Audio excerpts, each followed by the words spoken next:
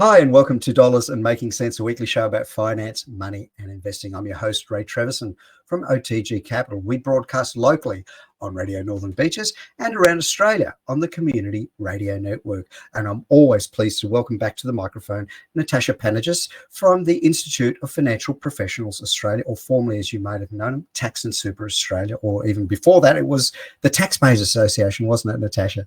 That's right. Hi, Ray. How you going? Wonderful to see you again. And ladies and gents, it's worthy to note that the Taxpayers Association, in its all its various forms, and now as IFPA, has been around for over 105 years now.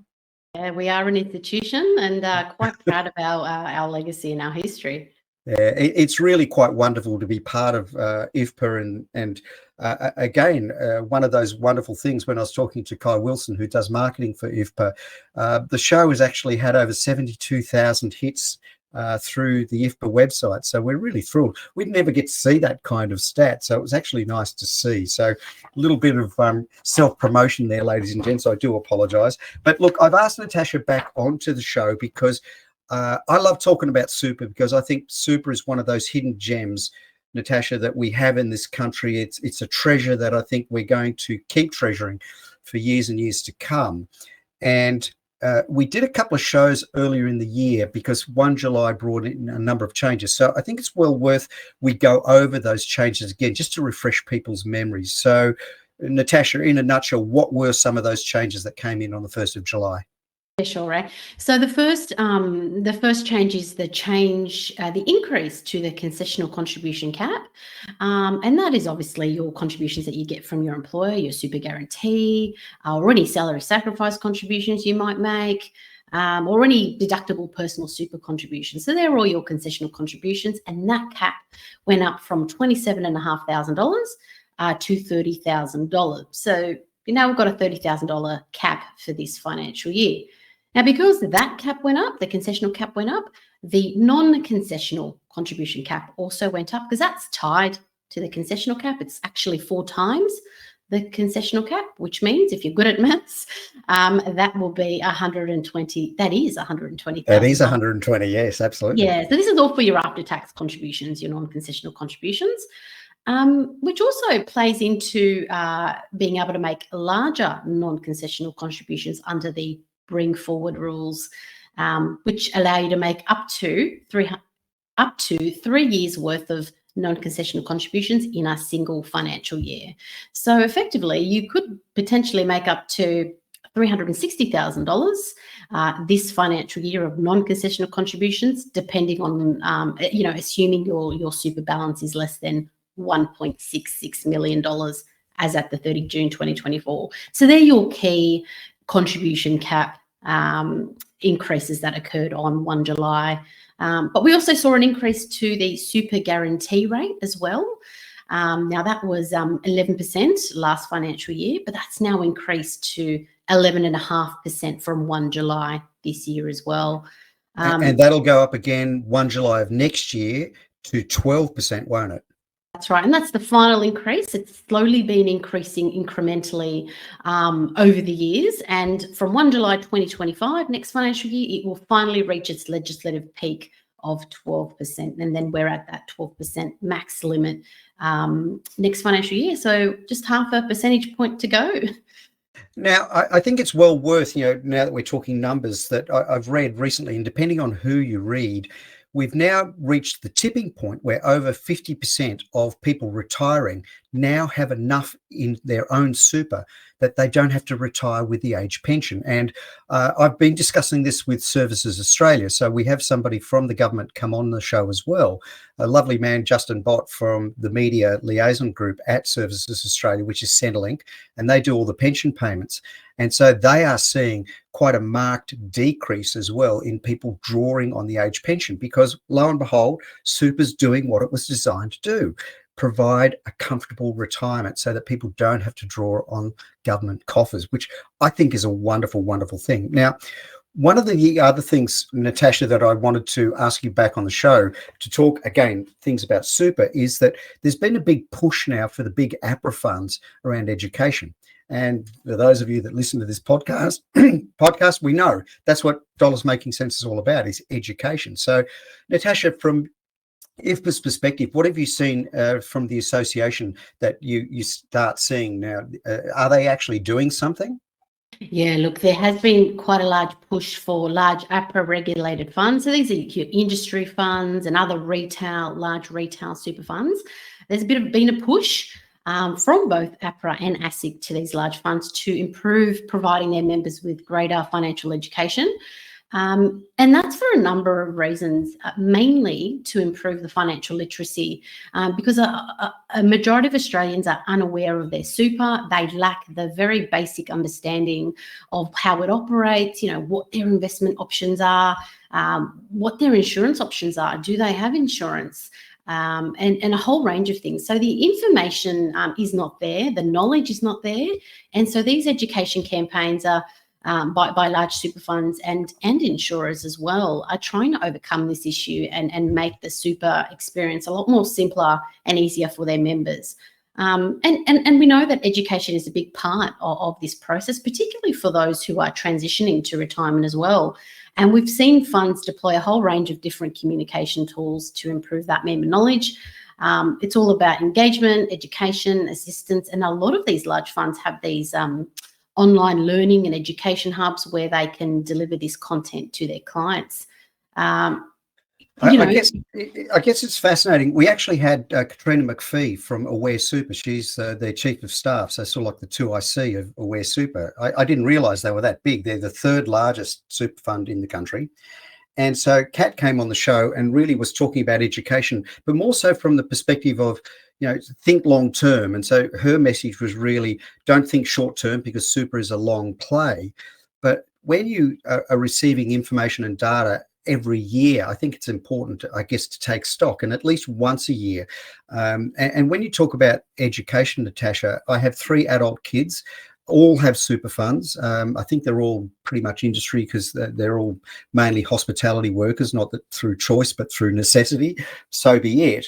But I guess when you talk about an education program, I guess I've got a bit of a bone to pick, because my son came to me. He's 27. He's got super with one of the big guys. We'll leave it at that. For those of you on the radio show, I just did the heart. What is it? It's the up and down hands that they make it look like the map of Australia, isn't it? But it's the thing that they do for industry super on their marketing or whatever. Anyway, Natasha, I wanted to get your view on, I guess, anybody under 30 when they're considering that the retirement age is 67. So this is something 40 years out. For those of you that are on radio, I'm actually holding up to the camera a swatch of paper that my son received. It's massive. I mean, do you think that's the way to go, Natasha? Yeah, look, as I mentioned, they've been given the push to improve, this information to members, and I think they need to do it a little more smarter, than just send a whole chunk of information in the mail. There's a massive gap there, and I think, Ray, you were saying to me off air that a lot of this information was on the annual member statement as well. I think they need to know the cohorts of their members and obviously deliver this information, the right type of information, to the different member cohorts. So you've got these accumulators, these young people, 20, 30, 40 people, 40-year-olds that are, still got a large amount of years between now and retirement. So the information delivered to that cohort, to, your pre-retirees and to your retirees is going to be very different. And I suppose just providing that large chunk of information all at once to all members won't work. It's all about engagement and how to improve their knowledge and what they can, small, simple steps that they can do now that can improve their retirement outcomes in the future. Because this is a big issue. There's going to be millions of people retiring soon with little knowledge about their financial situation. And so they need to sort out this financial literacy and the provision of advice, because people need it. And often for those people that are engaged or semi-engaged, they might just have simple questions. They could just be looking for guidance, a little bit of help, education. And this is where the funds can help them out by, educating them about their options within the fund, the insurance options, because at the end of the day, super is it's one of the biggest financial decisions you're going to make in your life, with what you do with your money at retirement. And for young people, it's hard to get them excited about this because it's so far into the future, especially, as you say, Ray, you're 20, 30-year-olds. Oh my goodness, it's not money now, it's money in the future. And how can you get them excited and engaged? Well, they failed miserably. And before we go to our short break, I just want to highlight to the listeners, my son received a 16-page Australian Super PDS. He then got another 5-page description of basic insurance cover. He then got another 3-page, 4-page A4 letter in 10-point print, talking about, hi, welcome. And then a little one that says, oh, by the way, you can access your super on a mobile phone. And then there was a key fact sheet for insurance, which was double-sided A4. And then a financial services guide, an FSG, which, you and I are very familiar with these. But my son looked and goes, what the hell's a financial services guide, Dad? And so here we had 7 different bits of information and a reply paid post envelope, which I thought was very nice of them. But at the end of the day, guys, I have to say a huge fail, because I'm in the industry and I looked at this stuff and there's a lot of gobbledygook in there, and I just think we can do better. And I'm not saying to the industry, dumb it down, not at all. It's got to be factual. But I mean, Natasha, on your own website at IFPA, I know you guys do a lot of education services for your tax agents and for your clients and your member services, but do you think there's an easier or better way? Can we maybe do a cartoon version or an animated version? I'm just thinking, is there another way that we can do this? Yeah, look, the general public don't need to know the finer details. This is where we just provide them with what you need to know in layman's terms.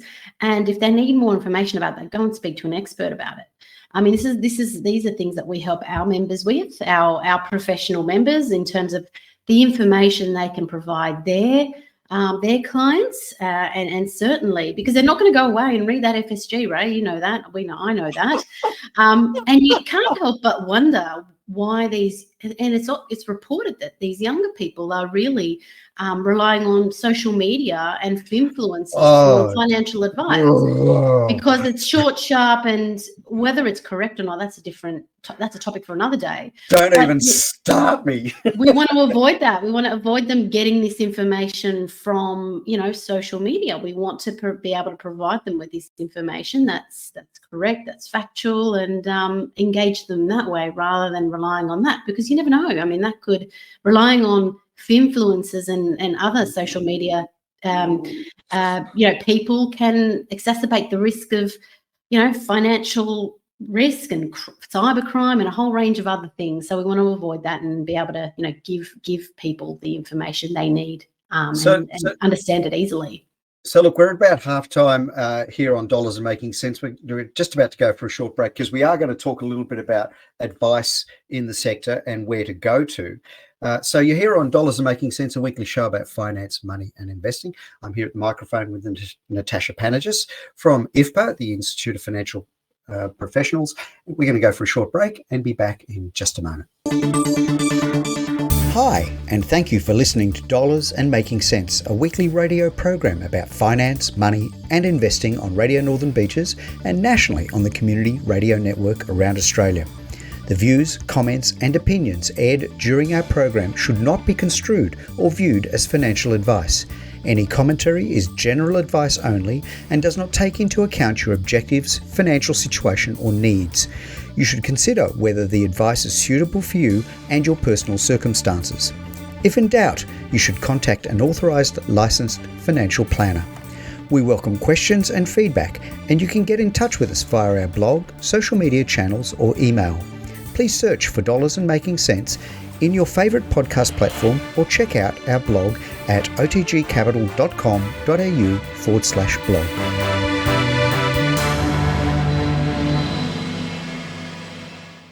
Hi, and welcome back to Dollars and Making Sense, a weekly show about finance, money, and investing. I'm really pleased to have back at the microphone this week Natasha Panagis from the Institute of Financial Professionals. We are talking all things superannuation. Now, before we went to the break, Natasha, we were talking about the updates that we talked about earlier in the year that have come in now from the 1st of July. And I think it's also worthy to note to all of the listeners out there, and I saw an interesting campaigns from Unions Australia on this as well. Not only has the super guarantee gone up from 11 to 11.5%, there's also been a sweeping round of tax cuts. And you and I were talking about that on the show as well earlier in the year. And it was an interesting thing that I subscribed to Australian Unions because they've put out this general alert to people to say, please check your pay slips, make sure that you're paying less tax. The minimum rate of wage has also gone up, and the SG has gone up. So please make sure, because again, I think it's one of those things that still concerns me, that wage theft is happening, not just in small business, but in even very large businesses as well. We move on. Some of the background notes that we sent to each other before we came on this show today is a retirement income covenant, which came into effect back in 2022. Can you give the listeners a little bit of a view of what that covenant actually is and what does it mean? Yeah, right. So the covenant commenced on the 1st of July 2022, and in effect, it requires super funds to propose suitable retirement income products and outcomes for their members in or approaching retirement. So that's the whole aim, is to improve the retirement outcomes for their members. And so this was mentioned a couple of years ago and all kicked off in July 2022. That said, recently, super fund trustees have been told that they need to improve their retirement outcomes for their members, because there's been a lack of urgency by trustees embracing this retirement income covenant now that it's been in force for a couple of years. So, APRA is saying that they're not doing a good enough job at improving these retirement outcomes for members, and they need to do better. So that's the whole idea. And I should also mention initially, when the retirement income covenant was being floated, it was thrown in there that self-managed super funds, or SMSFs, should also be included in this retirement income covenant. But thankfully, they were carved out. It was decided that SMSFs would be excluded from the retirement income covenant, and that decision was mainly made to not burden SMSF trustees with more unnecessary red tape and potential duplication, because a lot of these SMSF trustees are required to already factor all of these things in when they are putting their SMSF investment strategy in place anyway. So why have another covenant for them to and I think that was pretty wise to do that. I think one of the other things that we've seen in the last 6 months as well that's come through now from the Financial Services Minister is the government proposal to allow people who are not financial advisors to be called qualified advisors. Now, I got to tell you, after having gone through all the hoops to become a financial planner many, many years ago, and all the machinations that we've had in the industry to try and establish a level of professional credentials and kudos, I'm just astounded that we would head down this path. What's IFPA's view on that? Yeah, it's certainly this whole it's been quite controversial, this calling qualified advisors, that has caused quite a stir in the financial advice industry. Our view is that not only will these changes undo all of the hard work, as you say, Ray, and all the changes over the years to get the industry recognised as a profession, it's going to confuse consumers as well in thinking that someone is a qualified advisor, even though they are much less qualified than a fully qualified professional financial advisor, right? But look, I must say, we have since been told by the minister that these people won't be called qualified advisors, but it's going to be tricky. What's the suggestion? What do you call them then? Oh, we're kind of we'll call them quasi-qualified. I sit there and go, guys, if you're going to set the bar high for a profession, leave the bar high, because if you try and compromise, look, the dearth of numbers in financial planners doesn't get solved by lowering the standard of quality. I sit there and exasperate at this kind of push because it's a shortcut. Let's think longer term, but I'm still bemused as to why we're doing this, and we keep on scoring own goals. And I guess part of my dilemma trying to do this podcast and the YouTube channel in educating people is, you and I are both qualified. I operate a licensed operation. Everything that we do on this show is from licensed and qualified people. I won't let finfluencers on my show. We get approached by plenty, believe me. And I smile at them and go, absolutely not. Absolutely not. And I mean, your own tax agents have to pass tests, don't they, to do what they do? Of course, they need to be qualified as well. And look, Minister Jones, Stephen Jones, who's the Assistant Treasurer and the Minister for Financial Services, I think it was this week, in fact, or last week, he actually said that he respects that the industry is up in arms about this and the naming issue of these qualified advisors. And he did say that he was respectfully going to try and find the right terminology to sort through all of that. So at the end of the day, this is all about the quality of advice review that happened and was handed down. And part of that was, well, how do we provide financial advice at scale, and who can provide that? Because there's a shortage of financial advisors. And Stream, it's going to be implemented in 3 tranches. And the second tranche, well, the first tranche just got legislated, and that's all about, removing a lot of the red tape around providing advice. But tranche 2, which is the next tranche, is all about, how to provide advice. And this is where, the introduction of the banks, of super funds and insurers might get back into this advice space, and where this qualified advisor term became floated in terms of, being able to provide this advice in-house. I don't know how well thought through that is, because the quality issues that we had prior, where you had advisors with conflicts of interest, banks find it very difficult to provide financial advice to people outside of their own products. And so I think we're not there quite yet. I think one of the things that I'd like to highlight in today's show, though, Natasha, and maybe muse with you, we have Justin from Services Australia come on and talk a lot about the financial information offices that are provided by Services Australia and Money Smart. Now, you guys have a helpline at IFPA, but that's primarily for your own professionals, isn't it? It is. And if our members have questions, complicated technical questions, they will give us a call and we'll help them out with any tax, super or financial planning questions. And that in turn will help them provide that information and that advice to their clients. So it's at a practitioner level.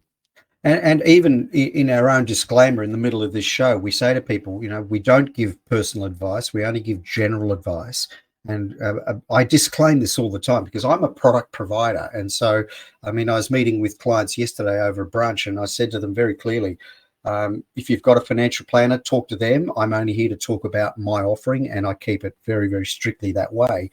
And one of the things that I'm looking to do in near future Dollars Making Sense shows is to have people coming on about robo advice. So I'm just curious, from IFPA's perspective, have you done much research in the fintech area and what you think technology may be able to bring forward in the area of advice and be able to guide people and counsel people? We haven't gone too far into that research, but it's certainly something that we are looking at. And, with providing the right type of information, it could certainly, I think, tick a few boxes and potentially help people who might need quite simplistic advice. Obviously, those with more complex situations and require a more holistic approach or holistic advice will require to actually speak to somebody. But for somebody who might have, I suppose, a one-off type of need, then, these types of technology might be quite useful for those types of people. Again, it's of interest to everybody in this industry at this point in time. I had in Andrew Inwood, the CEO of Core Data, recently. We were talking about intergenerational transfer of wealth. And in the next 5 years, we're talking about $5 trillion changing hands OMG, LOL, and every other three-letter acronym you want to throw out there. It's a lot of money that's going to start changing hands. I still see, Natasha, and I'd like you to comment on this, I still see people reluctant to pay for advice. I'm staggered. You know, you've got retirees that are being hit with $500,000, $1 million lump sums, and they're just about to retire, yet they'll sit there and go, oh, I don't know if I want to pay $5,000 for a financial planner. This dumbfounds me. I mean, are you seeing the same thing at IFPA when you're talking to your clients, your tax agent clients? Yeah, good question, Ray. A lot of our members have long-term clients. So I think once you're in, you see the value of advice that your advisor or your tax agent can provide you. But yeah, it's certainly a something out there that people think, well, why should I pay this for advice when I can do it myself, or I can find the information myself? What I would say is, yes, there's an outlay of money that you will pay, but that will in itself bring so much more to your financial outcomes in the future. It's getting in the right investment strategy. It's how to put in place tax effective strategies. And without this, this advice, it could cost you quite a lot of money and opportunity cost as well by the time you retire. So for that small outlay, you're probably doing yourself a disservice by the time you retire. So the earlier you can go out there and seek advice, whether it's about, debt management, cash flow management, investment strategies, tax planning, a whole range of things. There's so much that goes into developing advice that is structured and tailored to your situation, and that will do you a world of good the earlier you engage a practitioner to help you out on your financial journey. Well, we're just about out of time, Natasha. Always a pleasure to have you on the show. Natasha Panagis from the Institute of Financial Professionals. Always get it. Look, it's always a pleasure. Until next time, remember, ladies and gents, Money Smart, great places to go to and some good reading out there. Make sure they're licensed. Natasha Panagis, thanks for being on Dollars and Making Sense. Thanks, Ray. Until next time, I suppose. You bet.